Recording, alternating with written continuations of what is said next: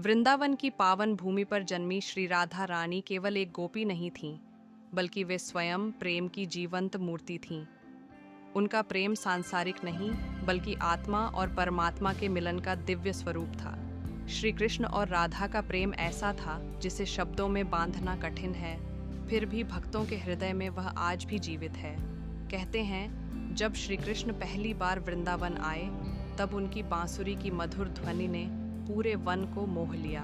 वही ध्वनि राधा रानी के हृदय तक पहुंची और उसी क्षण उनका जीवन श्री कृष्ण को समर्पित हो गया।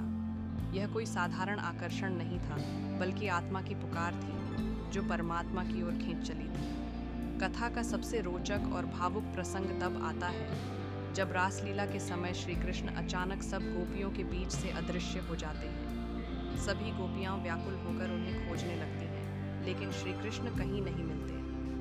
उस क्षण राधा रानी का हृदय विरह से भर उठता है। वे सोचती हैं, क्या मुझसे कोई भूल हो गई? क्या मेरा प्रेम अधूरा था? वास्तव में यह श्री कृष्ण की लीला थी। वे राधा के प्रेम की गहराई को प्रकट करना चाहते थे। कुछ समय बाद श्री कृष्ण राधा के सामने प्रकट होते हैं और कहते हैं, हे राधे, तुम ही मेरा पूर्ण प्रेम हो। तुमसे अलग होकर मैं भी अधूरा हूँ। यह सुनकर राधा रानी की आंखों से आंसू बहने लगते हैं, पर उन आंसुओं में कोई दुख नहीं था। वे आनंद और समर्पण के आंसू थे। एक अन्य प्रसंग में जब राधा रानी मानकर बैठ जाती है, तब श्री कृष्ण स्वयं राधा के चरणों में बैठकर उन्हें मनाते हैं। संसार में ऐसा प्रेम दुर्लभ है जहाँ भगवान स्वयं भक्त के आगे नतमस्तक है। यही राधा कृष्ण प्रेम की विशेषता है। यह अहंकार को मिटाकर पूर्ण समर्पण सिखाता है। राधा रानी का प्रेम त्याग, विश्वास और निश्चल भावना का प्रतीक है। उन्होंने कभी कृष्ण को पाने की इच्छा नहीं की, बल्कि केवल उन्हें प्रेम किया।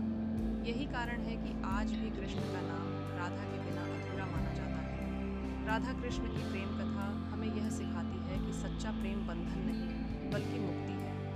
यह कहानी केवल अतीत ही नहीं, बल्कि हर उस हृदय की है जो ईश्वर को प्रेम के माध्यम से पाना चाहता है। जहाँ प्रेम शुद्ध हो, वहाँ राधा